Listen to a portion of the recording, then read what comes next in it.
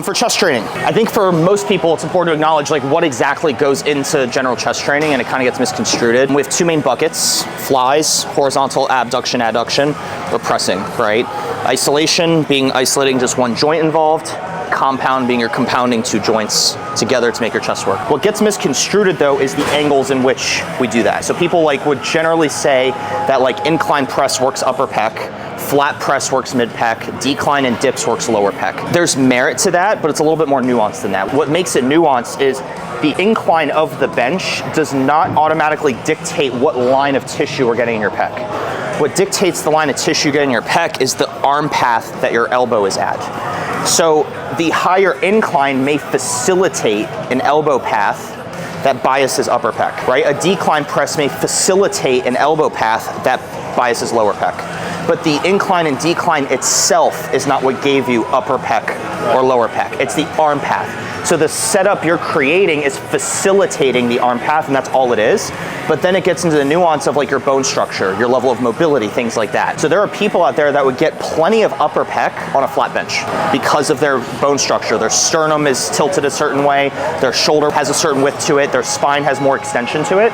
So assuming incline is gonna, or decline is gonna give you what you want is what I'm trying to get my point across as, is that that's not what matters. What matters is what arm path you can make use of. So let's have you go ahead and get into a flat bench press and just get a feel for what arm path feels comfortable for you to get like proper chest engagement. Because a general setup, we always want spine extension, thoracic extension. So think, can I get my chest above my shoulder? And then we're gonna get your elbows out to your sides and find open side stretching. So I always, when we do dumbbell pressing, start an extension and ensure that I feel lengthening in the pec, okay? Once you find lengthening, it's a lot easier to find a contraction. There's some variation you can have by having your arms swayed out a little bit more or tucked to your sides, okay? So the elbow path, again, we are playing with to find what line we like the most, okay? And again, that's dictated on your bone structure, the position I have you in, and your level of mobility.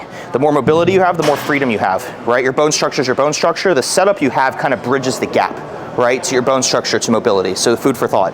Go ahead and push upward towards my hand, find some pec. I'm literally just having you explore different positions right now. We're not going for any crazy stimulus. We are just playing around with how does a flat press feel relative to, say, a slight incline, a steeper incline, and then a deep incline. And a couple cues here is maintaining extension of the thoracic spine, of course, but also tightening the stomach, thinking a little bit of lumbar flexion. So this is pushed down a little bit, this is extended up, so they're contrasting one another. The lengthening part is easy for people to feel. The squeezing is what's hard. So what I want to go over in terms of points of emphasis is you feel the stretch here. Most people just push up and that's it. When you come up on this next rep, think about elbows crossing each other.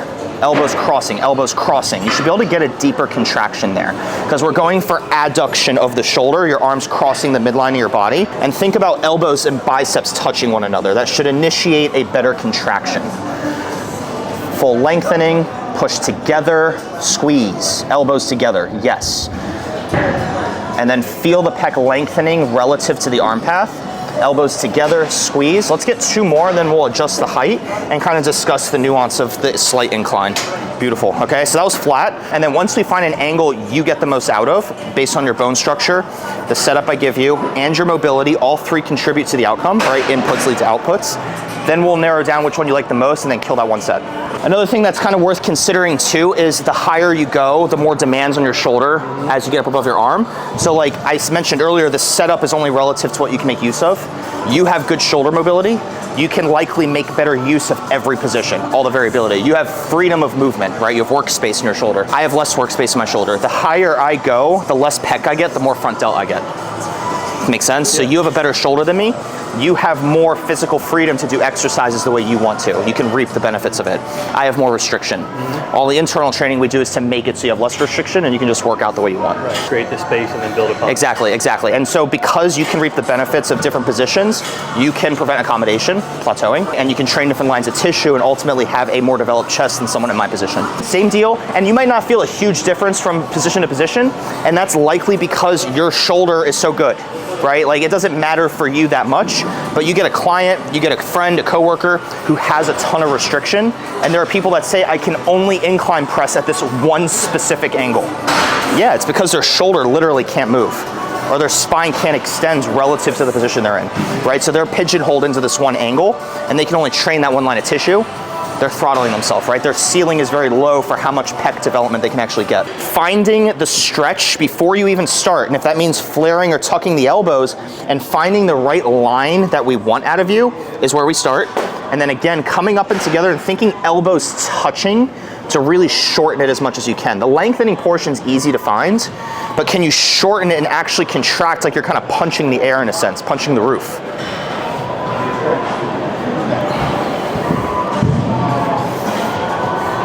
Nice. Keep that spine extended, don't lose me. Drive up into me the whole time. Reach for the roof, contract. If you want to do one more, you got it. Awesome. That was good, man. Real quick, in the context of as we go higher on incline, when we do bodybuilding training, right, we're going strictly for development. The load you're using is a relative thing, right? There's this like misconception that if you can bench press 3 plates or 4 plates, you have a big chest. Some of the strongest guys have the weakest chest development. I've seen plenty of guys who can bench 3-4 plates and they have huge front delts but no fullness in their chest. We can attribute that to a lack of thoracic extension, right? They have kyphosis of the upper back.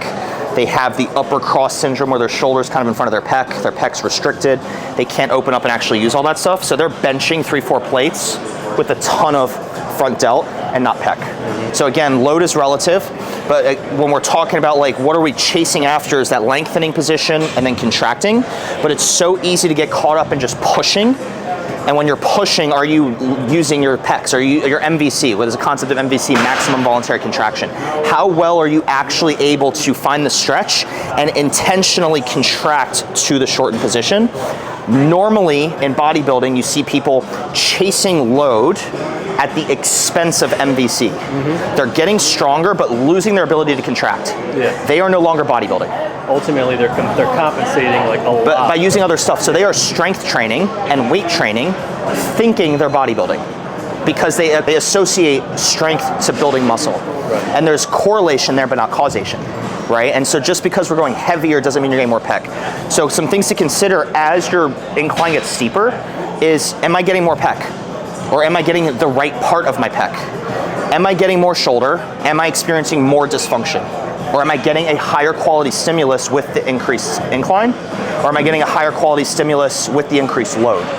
If we go heavier and you lose pec, we go down. Right. If we go more incline and you lose pec, we go down. Not the goal, right? The setup is what's facilitating the tissue engagement.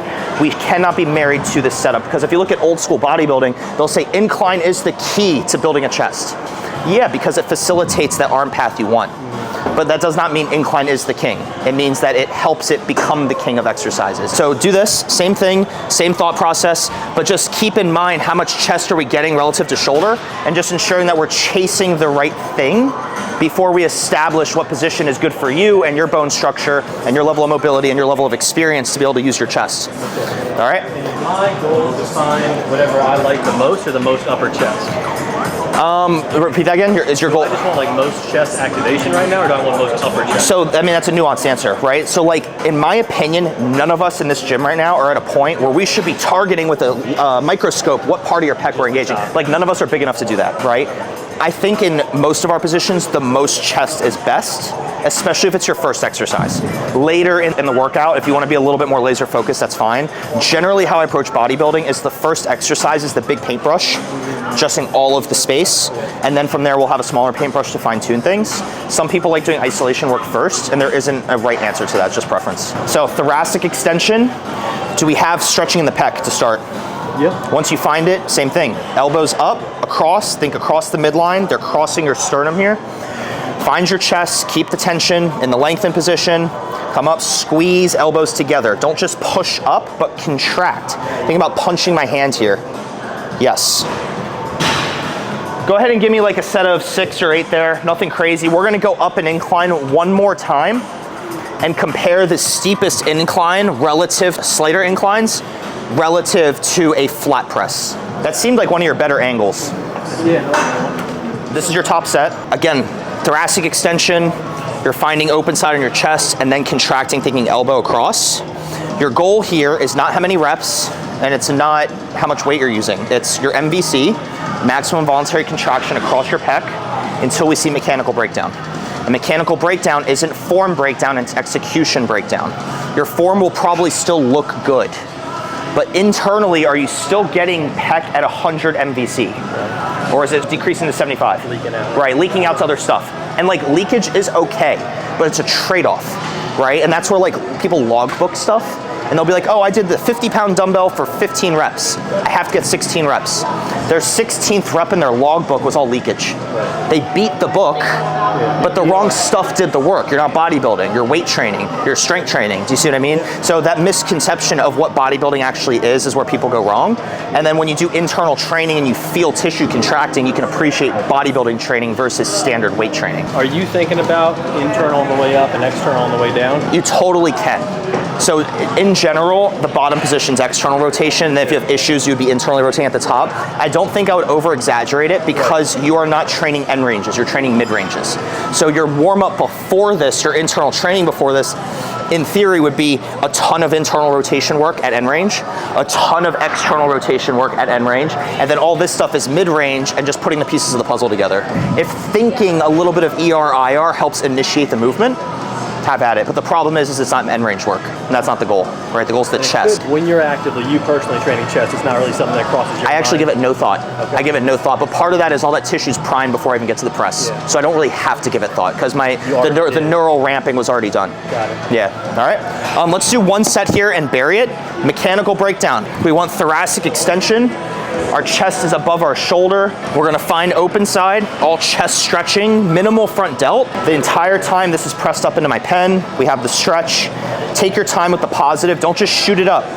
We want MVC, maximum voluntary contraction, man. See how hard we can squeeze this and maintain tension into the lengthened position. All the way up, elbows across, squeeze the hell out of that, beautiful. And you're irradiating the whole time. There's tension in the arms, you're squeezing the fists.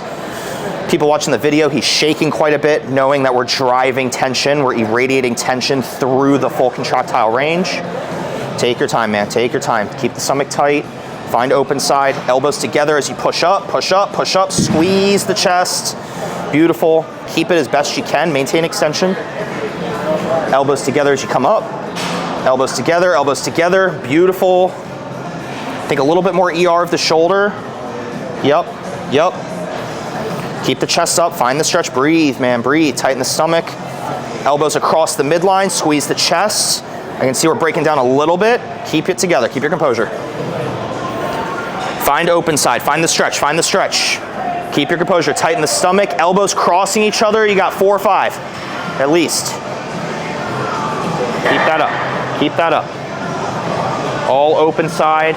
Find the stretch, contract out of that stretch. Beautiful, don't lose the MVC. Get the eccentric, yes. Concentric, elbows together, man. Contract the pec, think of most muscular pose. Good, couple more. Find open side. Elbows cross, nice, man. MVC still there, chest doing the work. Are you losing me or no?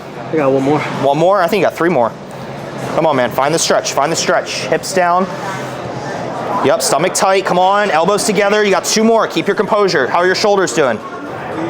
They doing okay? How much leakage we getting? Talk to me. Rear delt. You get some rear delt? Go with it. We're getting a little bit of progressive tissue, it's okay. 2 more. Take your time. Stack your wrist over your elbow, wrist over elbow, right there. Push back up. Nice, man, 1 more, come on. Spine extended. Keep the extension, find the stretch. MVC across here, elbows together. Come on, squeeze. And then come down slowly. Slow. Keep contracting. Spine extension. Wrists above elbows. Spend time here, pause. Hold that stretch right there. Breathe. Keep the spine extended. You feel the stretch? Hold. Done. That was really good. Good coaching. Yeah, man. And so if you're feeling like other stuff jumping in, like rear delt, then what that tells me is you're not contracting either your scapula or backside shoulder, and you're getting some flaring and stuff, which to me is a lack of internal engagement in that particular position, right? And now is that because, like we talk about in mobility training, range of motion and ownership of that range, but we never discuss the concept of how well can you maintain your positioning when fatigue is present. And that's a whole nother discussion, right? Like you have range of motions, you own the range of motion, but can you maintain the range and own it when you're at the last rep of the set, right? Like when does your form and execution actually matter, right? When is the most bang for your buck in the rep? And that's when it was, right? And so think of like that when you're going through your sets, when you're pushing to failure. Are you getting mechanical failure or are you getting tissue failure? You were getting mechanical failure there because you were starting to see compensations and other stuff. Yeah. But your velocity on your rep never changed. You did not achieve failure on your pec there. You just didn't. Like your rep was still going up just as fast, almost as fast as the first few. Yeah. If you achieved true pec failure, tissue failure, as you push, it would have like slowed down and your velocity would be like this, and it wouldn't have been like that. Do you see what I mean? I would have tried, when you had me freeze on the last one, if I would have tried to go up. You would have hit mechanical failure that, or tissue failure in that sense. So you kind of see the difference? You technically had more in the tank there for your chest. But did the other structures, your scapula and your shoulder, were they able to take your chest to failure? Or did your shoulder limit your ability to have output on your pec? Does that kind of make sense? Yeah, it's a good question. It's a good question, and I don't have the answer to that because like I don't know your current situation with your shoulder, right? Like you're a coworker friend of mine, but like I know you have good mobility, but do you have the ability to maintain that positioning with fatigue present when the tissue's failing and you're at the end of the set, right? And that's something that you kind of have to pull apart, and now you're aware of it. You know what I mean? Make sense? Yeah. All right, we're gonna do flies next. When we started our chest press, we talked about how chest training's in two buckets, right? Flies and presses. For flies, rather than overcomplicating like what variation of fly we're doing, we're going over just arm path. So again, the cable is only relative to my torso, right? So if I'm down here, I am using a different line of tissue than if I'm up here. If my arms are up here, it is a different line of tissue than if I'm down here. And like, for example, in this position, a lot of people would say it's lower pec because of my arm path, but I can also make this underhand fly upper pec because I changed my arm path from here to there, right? So again, the angling is all relative, but also think when my arms are down here, I'm externally rotated more than if I'm up here. So again, just different based on the setup we're providing your body with your bone structure, how long your arms are, and also the ability of your shoulder to actually move with the setup we're giving you. So I'm gonna start you higher up. I think that's a good weight. Grab both cables, face me. We'll see how that looks. So again, chest up, spine extension. All the cues still apply on the fly versus the press. Generally speaking, a little bit more external rotation will get it for you, and reducing wrist extension. Not crazy amount of wrist flexion, but not allowing end range extension. A little bit of elbow flexion. A little bit can help you, totally. That's person dependent for sure. Think about reaching for my hands and let your scapula kind of open up as you reach for my hand.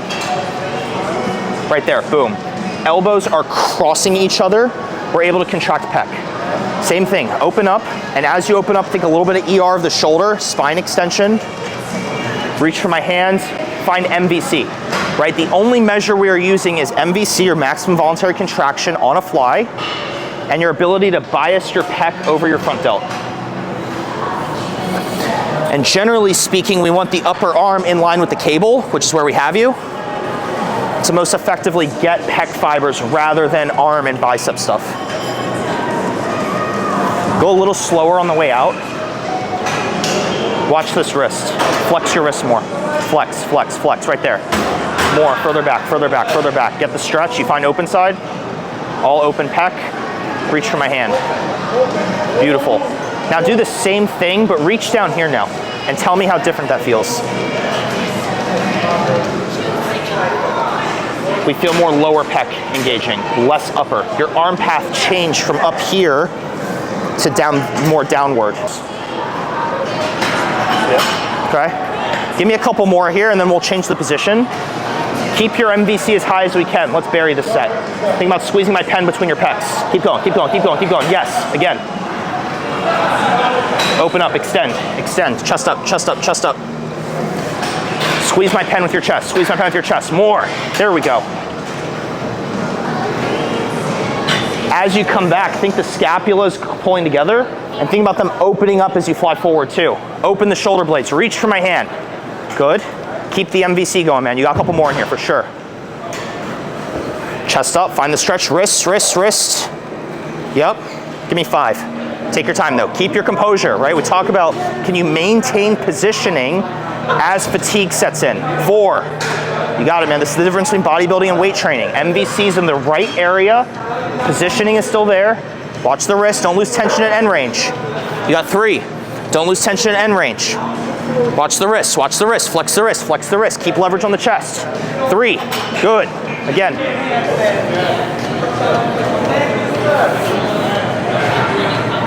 2. Nice. 2 more. 2 more. 2 more. Squeeze the hell out of that. 1 more. Wrists, wrists, wrists. Take a sec, you're not done. You're gonna blitz it. Controlled chaos, maintain position, chest up. You got a couple more. You're gonna keep going, faster though. Controlled chaos is when you maintain position, just go for reps, come on. 5, again. 4, come on, squeeze the chest, again. Allow a little leakage right now. 3, 2, squeeze, man, squeeze. 1 more, squeeze the hell out of it, hold. Done. Man, you're sweating a lot from that. Woo! So we talked about like leakage, right? On a set that isn't a compound exercise, I am a huge fan of when you can't maintain that tension, or that tempo rather. When you can't maintain the tempo, I call it controlled chaos, where you're like just blitzing it and you're allowing leakage.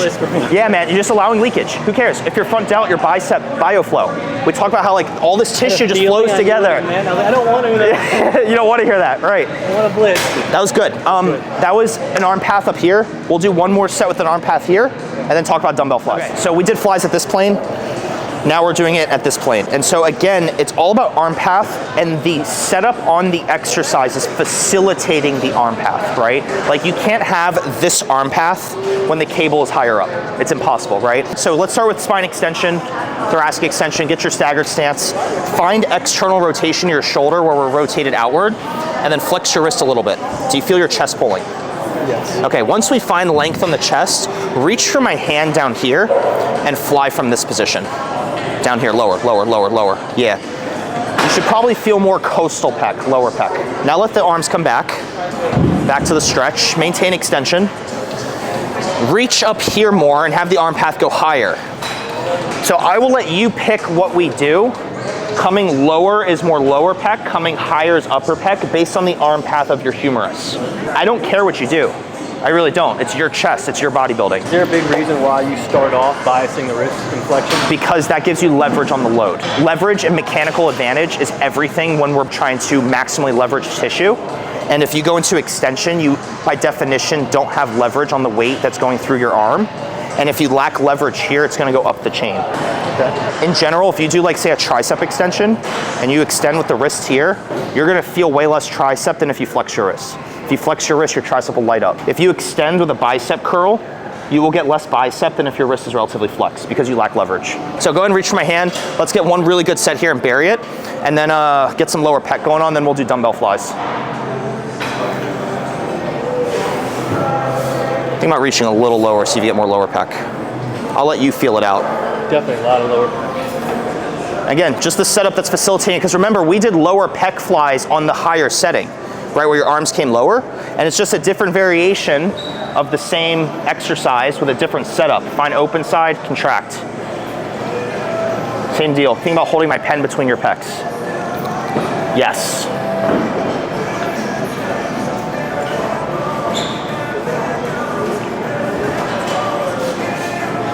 Nice, man. Keep going, keep going. Maintain that extension. Keep squeezing, squeeze, squeeze, squeeze. There you go.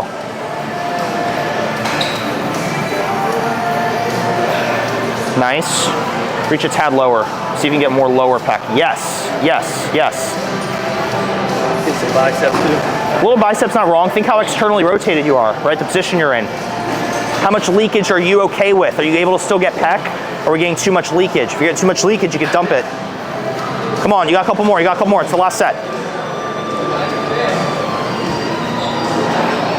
There you go. One more. Find the stretch, chest up. Watch the wrist. Squeeze the hell out of it. Come on. There you go. Good job.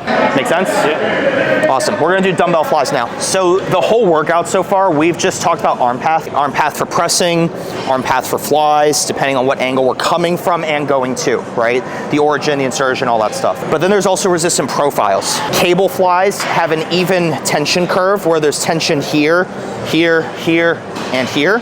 But on a dumbbell, there's a ton of tension when you're opened up and minimal tension as you go up. I generally finish with stuff at length. Just stretch it all open and get as much blood flow as we can. I know that there are people out there that have a preference to start with these to open everything up so they have more movement freedom with pressing and other flies, right? So it's again a preference thing. Let's go ahead and lean back. I generally do this at a slight incline like this, but again, it's preference in your arm path. The same cues apply. Thoracic extension, arms straight, up above your head. A little bit of wrist flexion, okay? Because you're gonna feel the stretch more than anything, you need to have a ultra deliberate MVC because you're gonna bring your arms together, but you're gonna lose contractile force. Can you create contractile force through irradiation? Does that make sense? So when you reach out as far as you can and not down to the floor. So start coming out, spine's extended, wrists a little bit flexed, a little bit of flexion of the wrists, a little bit more. Do we feel the chest stretching there? Yeah. Once you find the end of your stretch, think about bringing the hands together and doing a most muscular contract. Elbows together. Beautiful. We're gonna take one set here to absolute balls to the walls failure. Flex the wrist a little bit, get a better stretch, better leverage. Elbows together, squeeze the chest. Don't just bring the arms up. You didn't contract as hard there. Be a little bit more deliberate with it. We feel all open side stretching. Squeeze my pen here, contract your pec. Think you're doing a most muscular pose. Flex. You can squeeze a little bit harder on the next one. Maintain that extension. All open side. Contract the chest, feel it as you come up. Right, you're not just trying to complete the rep. The goal is not to get the arm all the way across to adduction. The goal is to contract the pec. The dumbbell is facilitating the stretch, that's it. You have to initiate the contraction. The exercise is not gonna give you the contraction. We need to have irradiation on this. So we have all lengthening in the pec. Squeeze the chest, man, make it deliberate. Give me a few more, man, just bury this. I feel a little more elbow and wrist than I would like. Okay, you wanna cut it there and talk about it? Yeah, and that could be why I just prefer, I think I just have a little bit of forearm tightness, that's why I prefer kettlebells. I just feel it truly right. You feel it as you flex the wrist? Okay, yeah. Take a sec. What size kettlebell would you want? Let's talk about that for the video. Let's just go with the blues. Blues, the 26s? Yeah. So you mentioned how like your wrist was getting you some forearm elbow stuff. So there's totally an argument that the kettlebell and the weight distribution on a kettlebell will allow better leverage so you can use your chest more. But there's also something to be said where in general, elbow issues stem from shoulder limitation. And if we talked about shoulder dysfunction, as the set goes on, as fatigue is present, are your shoulders burning out so you're getting some weirdness, some dysfunction as a result of that? I don't know the answer to that, but that's worth thinking about, where if you start getting elbow stuff in chest exercises, it's almost always shoulder related, but it definitely could be movement choice. So if you do a kettlebell fly and you get more pec out of it, and your wrist doesn't limit you because of your mobility, your bone structure, or just your sheer preference, then like that's totally okay. All right, show me what you got. So same deal, principles still apply. Thoracic extension, chest is above shoulder. As you reach out, for people watching the video, the kettlebell changes the leverage point that he has on his wrist, and he has to do less at the wrist to maintain positioning at the rest of the arm. And if that allows him to kind of find more pec and leverage the contraction better, then this is a better option for him if that's something that he feels he needs to do. I feel no elbow. No elbow, no weirdness. Nice, man. Bury the set then. It's the last round. Remember, the emphasis here is the stretch, but can you be deliberate in your MVC to get out of that stretch? Think of it as a pail too, right? You're contracting lengthened tissue. All this is at stretch. Intentionally contract as you come back up. Beautiful, open it up. Chest tall, chest tall, chest tall. Spend time in the stretch, breathe, hold it, then contract. There you go, 3, 4 more, you're almost done.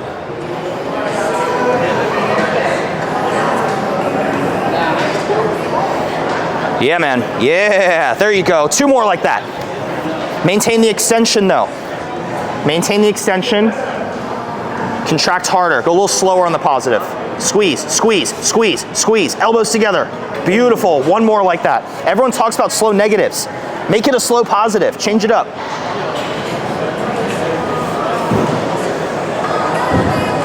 Yeah, dude. Woo! That did it. Make sense? Yeah. Arm path, and then resistance profiles. And that's where, like, we didn't talk about resistance profiles for pressing, but like the dumbbell and a barbell have a similar resistance profile for bench press, but a machine chest press often has a different resistance profile. So think like the machines that converge, where the arms cross, that emphasizes the shortened range, the shortened range, the shortened range, not the mid chest, the shortened position. Just like how on the cable here, you felt the pec more in this position, and on the dumbbell, kettlebell, you felt the lengthened position.